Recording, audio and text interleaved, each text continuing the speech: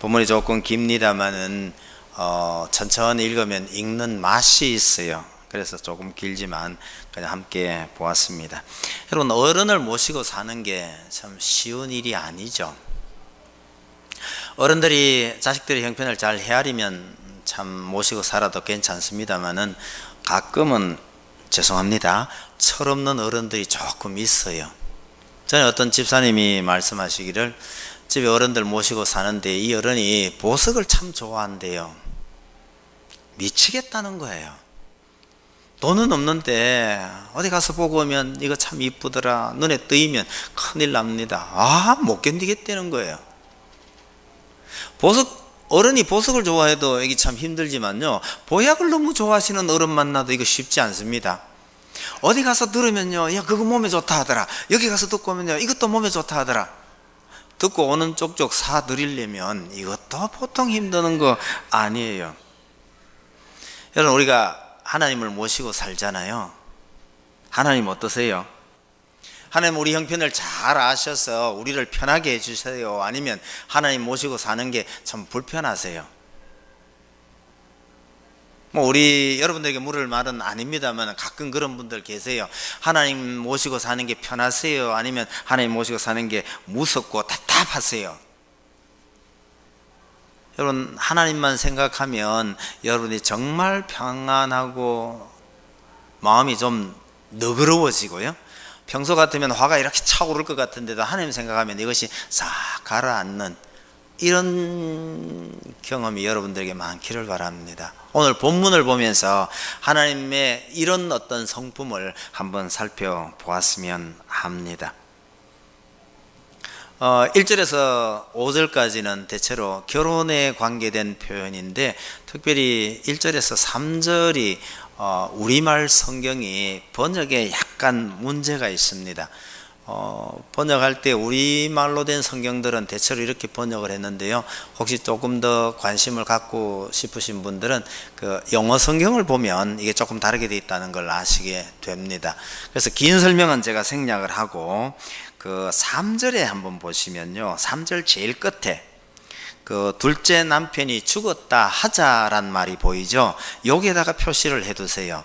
그러면 앞에 있는 1, 2, 3절의 그 내용 전부 다가 끝에 있는 죽었다 하자라는 요 가정에 걸리는 겁니다. 그러면 1절이 딱 끊어서 이혼해라, 아니면 부인을 내보내라, 이런 뜻이 아니에요.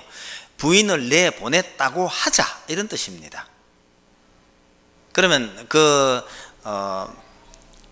이제 길게 다시 설명을 하면 이렇습니다. 결혼을 했는데 이 부인에게 문제가 있는 거예요. 이 문제라는 것이 간통이나 간음을 행했다 이런 건 아닙니다. 그런 것은 이혼할 문제가 아니고 돌에 맞아 죽을 죄이기 때문에 여기는 그런 문제는 아니에요. 그거보다가 확실히 작은 문제입니다. 그런데 어떤 문제가, 도저히 결혼을 함께 할 수 없는 문제가 생겼다 싶어서 이거 못 살겠다 싶으면 이혼 정서를 써서 내보냈다 하자입니다. 내보내라가 아니에요. 그렇게 내보냈는데 이 부인이 다른 사람하고 결혼을 했어요. 했는데 그 남편이 또 이 부인을 이혼정서 써서 또 내보내버린 겁니다. 그렇게 보냈다고 하자. 그러면 이 부인이 다시 원래 남편하고 다시 합하는 것을 하지 말아라, 이런 뜻이에요.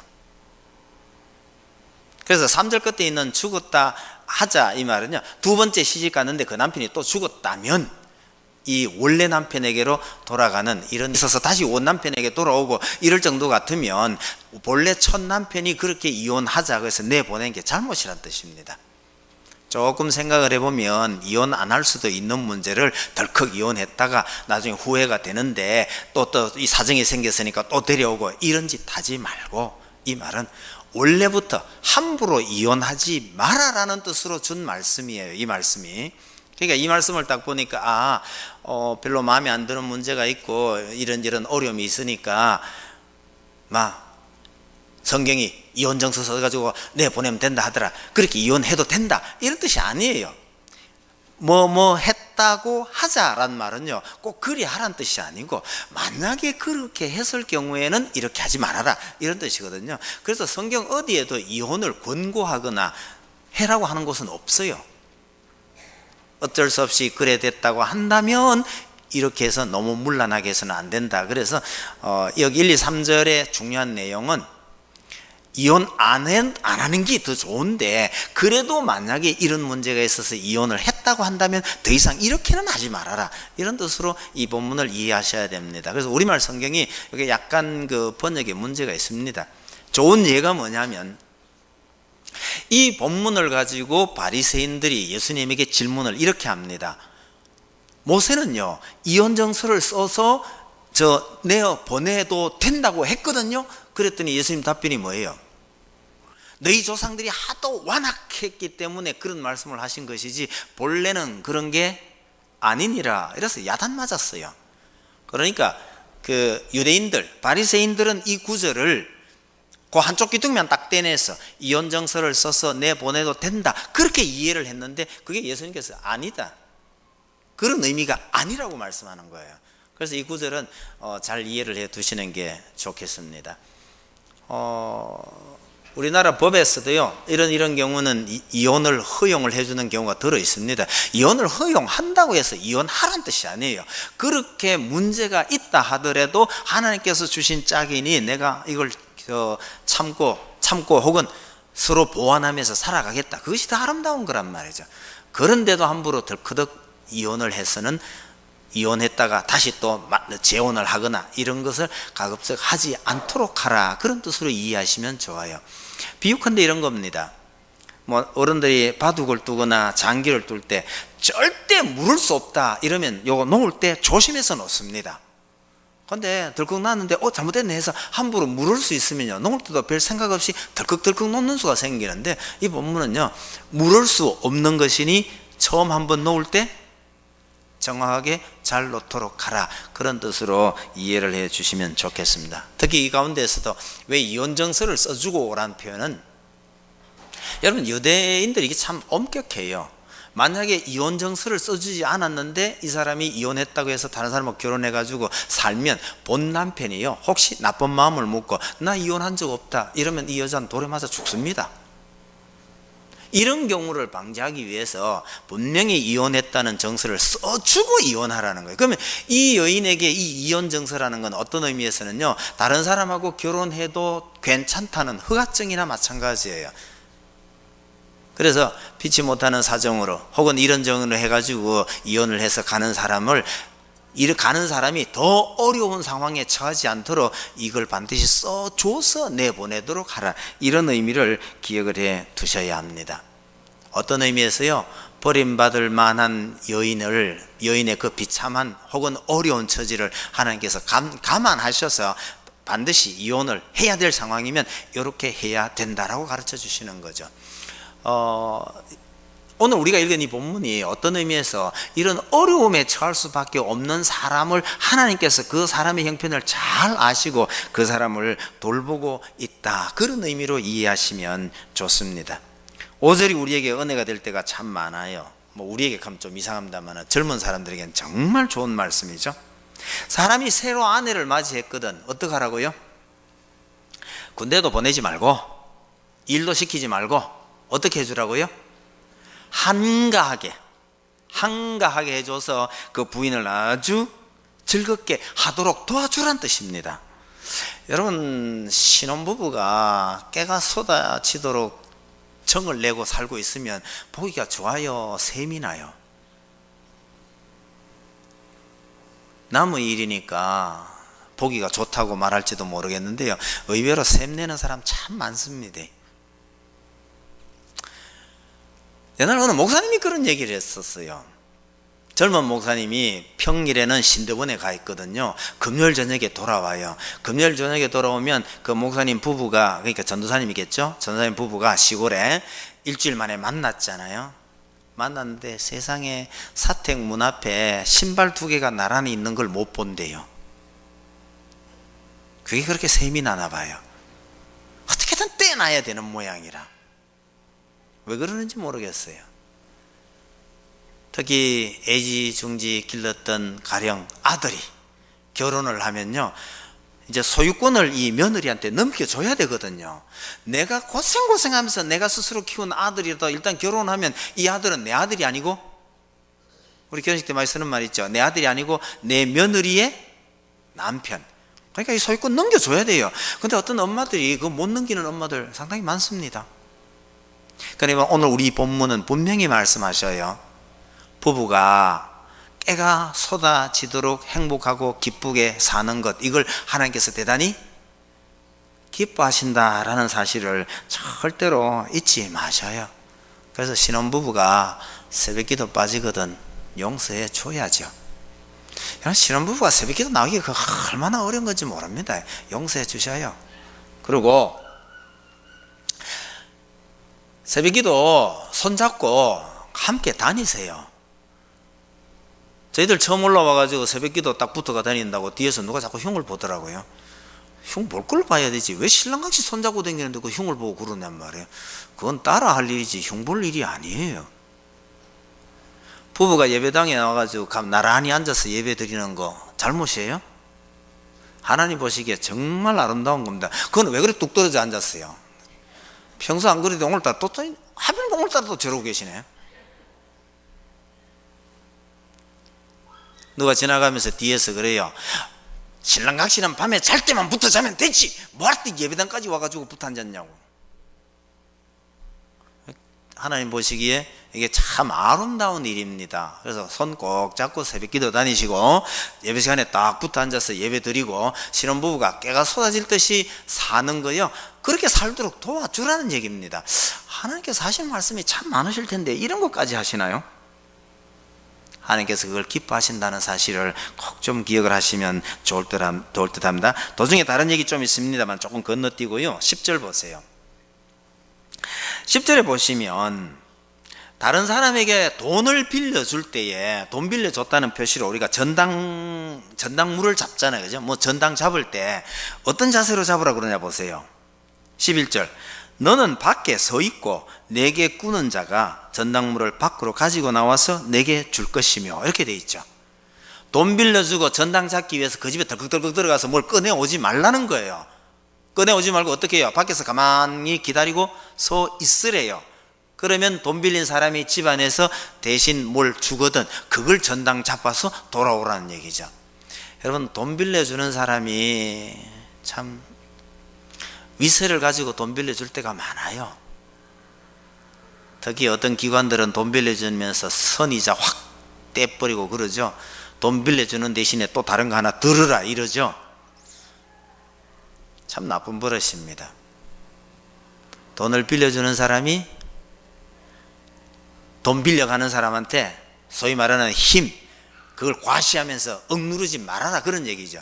더 웃기는 거는요, 만약에 전당을 잡는다고 잡았는데 그것을 옷을 잡았으면요, 그 옷을 전당물로 잡아왔으면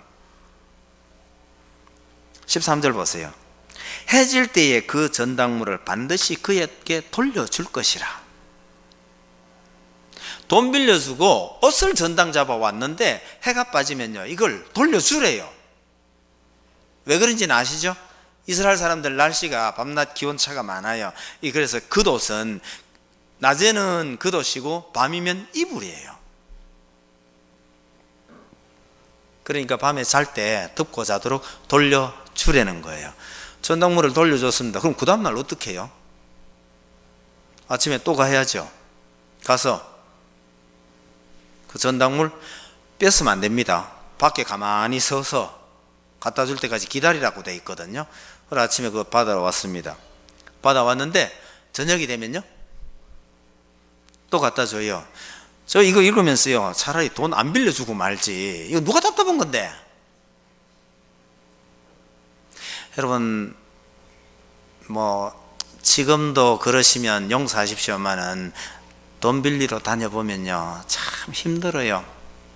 앞면도 체면도 이거 덮어야 되잖아, 그죠? 그리고 돈 좀 빌려주면서 그냥 주면 될 건데 그 참 사람 서럽게 만드는 경우가 참 많아요. 근데 본문이 뭐라고 그러죠? 누가 답답한 거예요? 돈 빌려주는 사람이 돈 꾸어가는 그 사람을 아프게 하지 말라, 그런 뜻입니다. 그래서 그리스도인들은 이런 말씀 때문에요 남에게 돈 떼이는 경우가 많아요. 빌려주고 내 나라 소리를 잘 못하거든요. 그래서 정말 이럴 경우 같으면 정말 생계가 위태로울 때, 정말 어려울 때는요, 사실 돈 빌려주고 이자 받고 이런 개념이 아니에요. 그냥 도와주듯이 준다라는 개념입니다. 하나님께서 뭘 생각하고 계시느냐 하면, 형편이 어려워서 남에게 돈을 구해야 하는 그 사람의 그 아픈 마음을 하나님께서 잘 알고 계신다라는 뜻입니다. 그런 사람을 하나님께서 알고 계시다는 걸 생각을 하고 그 어려운 형편에 처해 있는 가난한 이웃을 잘 돌보라, 그렇게 말씀하시는 셈이죠. 여러분 15절도 한번 보셔요. 품삯을 당일에 주고 해진 후까지 미루지 말라 이러죠. 여러분 일은 열심히 했는데 일 시킨 사람이 돈도 안 주고요, 해고를 시키거나, 요즘은 그런 거 없지 싶은데 옛날에 아이들은 신문팔이가 아니고 신문 돌리는 아이들이 있었잖아요. 신문 돌리고 신문 대금을 아이들이 또 받으러 다녀요. 새벽에 신문 돌려놓고 오후에 신문값 받으러 다녀요. 가보면요, 이사 가버린 사람, 신문값 안 주고 사라진 사람들이 적지 않게 있었어요. 신문값 얼마 한다고 싶지만요, 그런 것 때문에 신문 돌리는 아이들이 얼마나 고생을 하는지 모르죠. 야구르트 그 집집마다 이 배달하시는, 우리 하는 말로 할게요. 야구르트 아줌마 있잖아요, 그죠? 아침에 돌려놓고 오후에 수금하러 와요. 근데 제가 이렇게 보니까 액수가 그렇게 많지가 않아요. 많지 않은 그 액수 받으려고 집집마다 다 돌아다니는데, 제가 듣던 말 중에 제일 가슴 아픈 말이 뭐냐면요, 잔돈이 없는데 다음에 오세요, 이런 거예요. 여러분 이게 남의 얘기면 모르지만 본인 이야기라고 하면 생각해 보세요. 큰 돈은 있는데 잔돈이 없으니까 다음에 오세요. 본인이 조금만 힘쓰면 얼마든지 해결해 줄 수 있는 문제조차도요, 본인 편하다고 잔돈 없으니 다음에 오세요, 이런 거 참 사람을 피곤하게 만들고 가슴 아프게 만드는 일인데, 하나님께서 뭐라고 하냐, 그러지 말라는 거예요. 품삯은 당일에 주고 그 다음날로 미루지 말라고 말씀하시는 겁니다. 저 다음에 오세요, 내일 드릴게요, 내일 드릴 테니까 다시 오세요, 이런 말이 잠언에 있어요. 그런 말 하지 말라고요. 잠언 3장 28절에요 내일 다음에 줄 테니까 다시 오세요, 절대 그러지 말라는 말이 이게 들어있는데요, 참 이게 잠언이면 그럼 언제 쓰여졌을까? 솔로몬 시대를 추측을 해보면 지금부터요 3000년 전쯤 돼요. 여러분 3000년 전에 모세가 여기 이야기한 거는 4000년쯤 되고, 4000년 좀 더 돼요. 4000년쯤 되고요, 잠언이면 3000년쯤 되는데, 그때도 이미 이 고약한 사람들이 있었나 봐요. 내일 드릴 테니까 다시 오세요, 이러고 사람을 그냥 돌려보내는 것, 이게 참 역사가 깊은 일인 모양입니다. 근데 하나님께서는요 절대 그러지 말라고 합니다. 당일 품삯을 받아서 이거 갖고 먹고 살아야 하는 그 사람의 안타까운 마음을 하나님께서 잘 보고 계시다라는 뜻입니다. 16절 보셔요. 아버지는 그 자식들로 말미암아 죽임을 당하지 않을 것이요 라고 말하죠. 아버지의 죄 때문에 자식이 죽는 이런 일은 없어야 한다는 이야기입니다. 여러분 이게 죽음의 이야기지만 오늘날 우리식으로 한번 보세요. 보증이나 연좌제가 여기에 해당이 된다고 생각합니다. 여러분 한국에 보증 잘못 썼다가 고생하신 분들 참 많잖아, 그죠? 보증 잘못 썼다가 재산을 다 날리는 경우도 많고요. 혹시 월급이 차압이 들어오면 여러분 상당히 오랜 기간 동안 월급의 3분의 1을 내 손에 들어오기도 전에 누가 딱딱 떼어가는 건요, 이거 살을 떼어주는 것만큼 아픈 일입니다.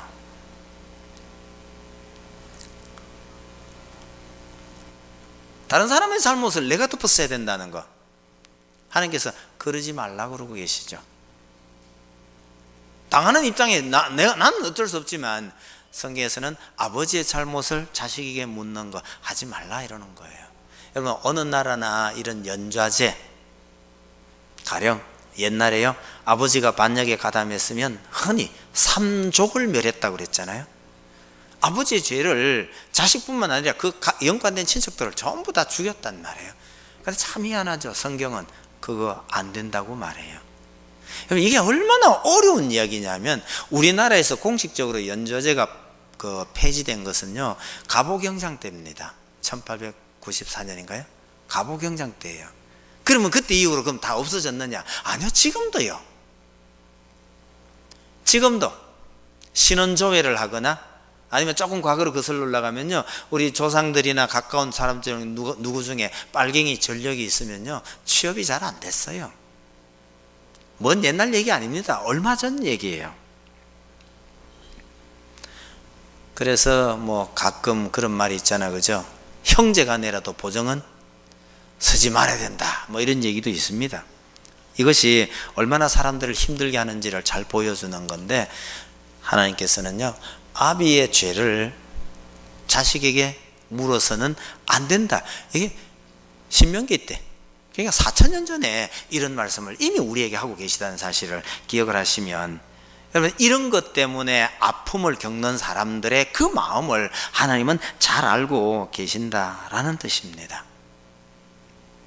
다른 데서 말씀을 드렸어요. 앞에서 다 말씀드렸으니까 제가 자세하게 말씀드리고 싶지는 않습니다만은, 가끔 아비의 자식은 3, 4대까지 죄를 갚겠다고 하는 십계명 말씀을 기억하는 분들이 참 많아요. 여러분, 십계명이 복을 주실 때는 1000대까지 가고요, 아비의 죄를 3, 4대까지 묻겠다고 하는 것은 잘 생각 한번 해보세요. 3, 4대 가는 것은 죄를 안 묻겠다는 뜻하고 똑같아요. 1000대하고 비교하면. 제가 가끔 묻는 말 있잖아요. 이 중에 양반이면 양반 무슨 성씨 몇 대 손인지 한번 생각해 보시라고요. 우리나라 사람들 대체로 지금요, 조선이 아니고요, 신라시대 때, 고구려 시대 때, 그때부터 조상이 지금까지 내려와가지고 지금까지 와서 몇 대쯤 왔느냐? 대체로 40대 안팎이에요. 양반 출신들 생각해 보세요. 무슨 성씨, 무슨 파, 몇 대손. 제가 아마 34대인가 되고요, 우리 담임 목사님도 권씨 40대까지 안 갔을지, 간 넘었을지 몰라요. 그 정도예요. 어느 천년에 1000대까지 갑니까? 복은 1000대까지 주겠다고 하시면서 3, 4대까지 죄를 묻겠다고 하시는 것은, 하나님께서 친히 안 물으셔도요, 부모님이 아주 죄를 많이 지었거나 삶의 자세가 잘못됐으면 그 영향이요, 3, 4대까지는 가만둬도 가요. 하나님께서 그렇게 말씀하시는 것은 아비의 죄를 자식에게 묻지 않겠다라는 것과 동일합니다. 복은 1000대까지 준다는데요. 성경의 여러 곳곳에 아버지의 잘못을 자식에게 묻지 말아야 한다.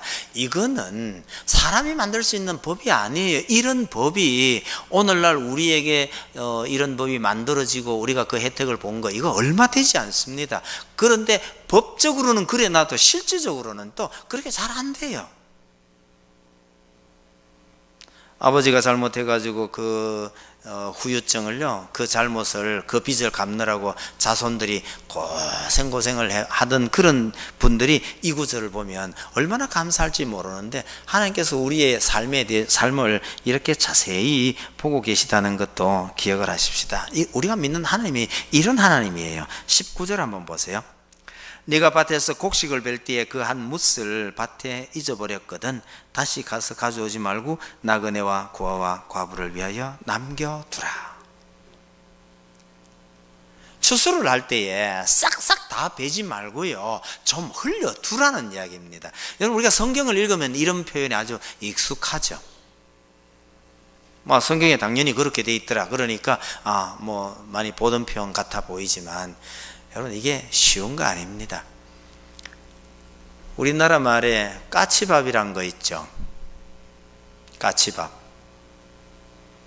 가을 하늘에요, 가을 하늘 쫙 맑은데 감 다 따고 저 꼭대기에 빨간 홍시 한두 개 남아있는 거 보시면 참 예뻐요. 어떤 외국인이 그 풍경을 보고 맑은 가을 하늘도 이쁘고 빨간 홍시도 너무너무 이쁜데, 이쁘긴 한데 저 주인이 게을러서 저렇나, 왜 끝에 한두 개를 안 땄나, 뭐 그렇게 생각을 했답니다. 그랬는데 누가 그걸 설명을 해줬대요. 게을러서 안 딴 게 아니고 까치 먹으라고 남겨둔 거다. 그래서 한국 사람들 심성에는 그 자연의 참 미물 같은 그 까치를 다 생각해주는 마음이 저기에 담겨 있는 거다. 그랬더니 이 외국인이 쓴 글에 뭐라고 돼 있느냐면요, 가을 하늘 아름답고 홍시 참 예쁜데 한국 사람들의 마음은 그거보다가 더 예쁘다, 뭐 이런 글을 써놨더라고요. 근데 여러분, 저는 까치밥 보고 그렇게 감동 안 받아요. 못 받아요. 왜요? 까치가 한두 마리도 아닌데 그 큰 감나무에 꼴랑 그 한두 개 남가놨다고 그게 뭐 그래 미물을 생각하고 맘는, 그건 형식적으로 하나 남가놓은 것밖에 안 돼 보이는데요, 제 눈엔 그렇게 보여요. 여러분, 그 까치밥 한두 개 남기 그것마저도요, 한국 사람들의 그 참 자연 미물까지도 사랑하고 상부상조하고 가난한 사람을 떠올려가는 그 마음이 거기 담겼다고 그렇게 칭송을 해대는데, 이 하나님은 그럼 어떻게 돼요? 아예 추수 자체를 흘려두고 지나가라는 거예요. 삭삭 긁지 말라는 거예요. 누구를 생각하고요? 가난한 사람을 생각하는 하나님의 마음이 여기에 잘 담겨 있는 거죠. 추수할 때, 여러분, 추수하는 기쁨이 얼마나 큰 건지 모르잖아요, 그죠? 그렇게 추수할 때에 반드시요, 추수할 능력이 없는 사람을 생각하라는 거예요. 혹시 월급 받게 되거든요, 꼭 이 월급 받지 못하는 사람을 늘 생각하면서 그 월급 받으세요.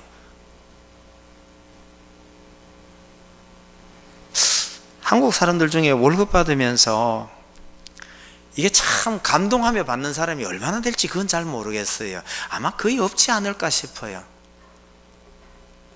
전부 다 뼈 빠지게 일하고 이거밖에 안 되고 이런 불평만 있는지 모르겠어요. 근데 추수할 때 가는 게 딱 마찬가지입니다. 우리가 그런 월급을 받을 때에 나는 이거 받는 사람인데 이것조차 못 받는 사람은 어떻게 될까, 그 생각을 늘 하라는 뜻입니다.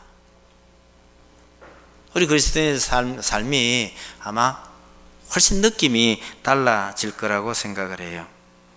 여러분, 오늘 이 본문에서 하나님께서 가난한 사람들을 이렇게 생각하고 돌보라고 하시는 이유가 뭐냐, 본문에 여러 군데 그 설명이 있습니다. 가장 대표적인 18절을 한번 보세요. 너는 애굽에서 종되었던 일과 네 하나님 여호와께서 너를 거기서 속량하신 것을 기억하라. 이러므로 내가 네게 이 일을 행하라 명령하노라. 이유는 딱 한 가지입니다. 너희가 애굽에서 종노릇하고 있을 때 내가 너희에게 은혜를 베풀었잖아. 너희가 이런 은혜를 받았잖아. 그러니 너희도 그런 어려움에 처한 사람들을 생각해 주라, 그 얘기입니다. 여러분, 하나님께 은혜 받았다고 생각하는 사람이요, 받은 그 은혜를 어려운 사람들에게 나누는 것, 이게 하나님의 백성의 삶의 아주 중요한 방식이라는 것을 잊지 마셔야 합니다. 왜 이렇게 제게 왜 이렇게 은혜를 베푸시나요? 라고 물으면 답은요, 하나님께서 제게 많은 걸 주셨기 때문에 전 이럴 수밖에 없습니다. 이게 우리 그리스도인의 답이어야 하는 거죠. 인지상정, 참 좋은 말입니다. 우리가 선을 베풀거나 누구를 생각할 때 그것이 인간으로서의 당연한 도리 아니겠습니까? 이것도 참 좋은 답이에요. 아니, 그 정도 답을 가진 사람만 해도 정말 좋은 사람이에요. 그러나 성경은 우리에게 늘 말합니다. 하나님께서 우리에게 이런 은혜를 베푸셨으니 전 이렇게 할 수밖에 없어요. 이게 답이라는 거예요. 여러분, 혹시 우리가 다른 사람을 돕거나 교회에 충성하는 거 왜 그러냐고 물으면요, 하나님께 복을 받기 위해서, 이러면 진짜 철없는 거예요. 뭔가를 얻기 위해서 내가 하는 게 아니고, 하나님 말씀은요, 내가 이미 너희들에게 이만한 은혜를 베풀고 주었고 너희들은 그만한 거 받았으니 이제는 너희 이웃에게 가난한 형제에게 그것을 나누라고 말하는 거죠.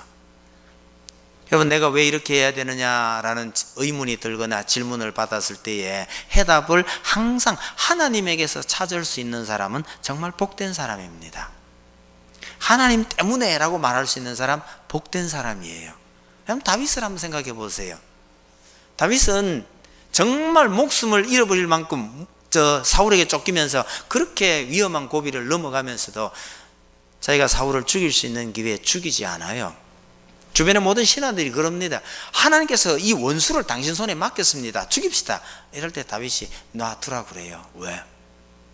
하나님께서 이 일을 기뻐하시지 않을 것이고, 이 사울 왕은 하나님께서 세우셨으니 하나님께서 때가 되면 하나님께서 패해도 패하실 테니 나는 손 안 대겠다는 거예요.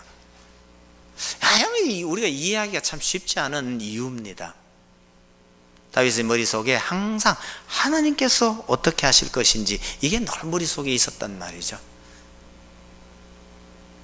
여러분, 오늘 우리가 어떤 일에서도요, 내가 왜 이렇게 해야 되느냐?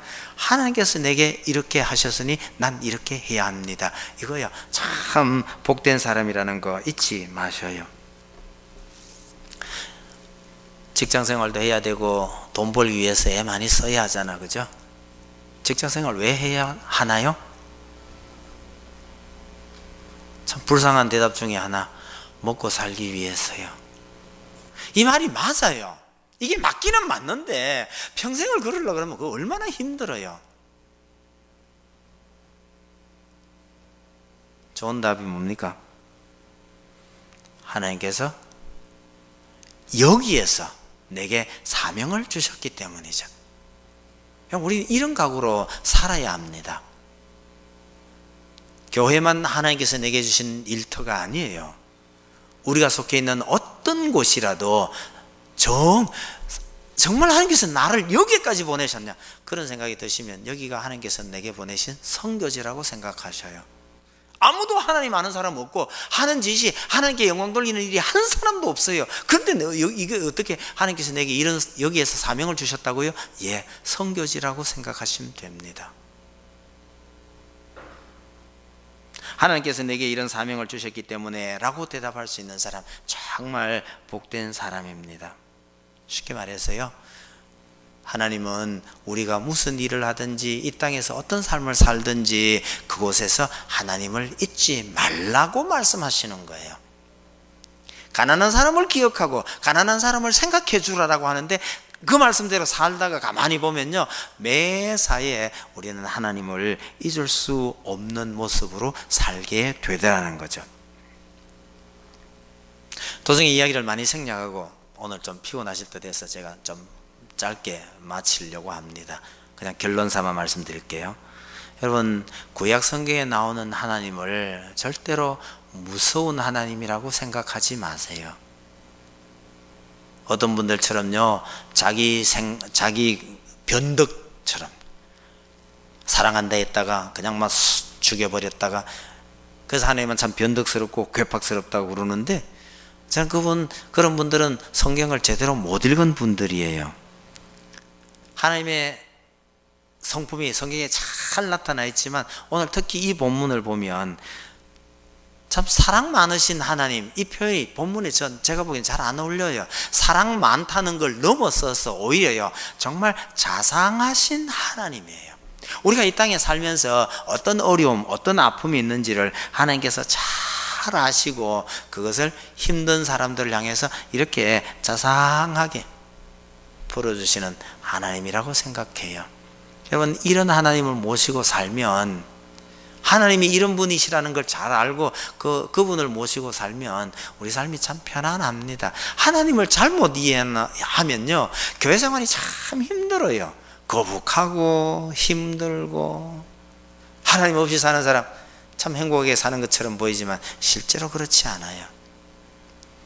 이런 자상하신 하나님과 더불어 여러분들의 삶 자체가 참 복된 삶이 되기를 간절히 바랍니다. 기도하십시다.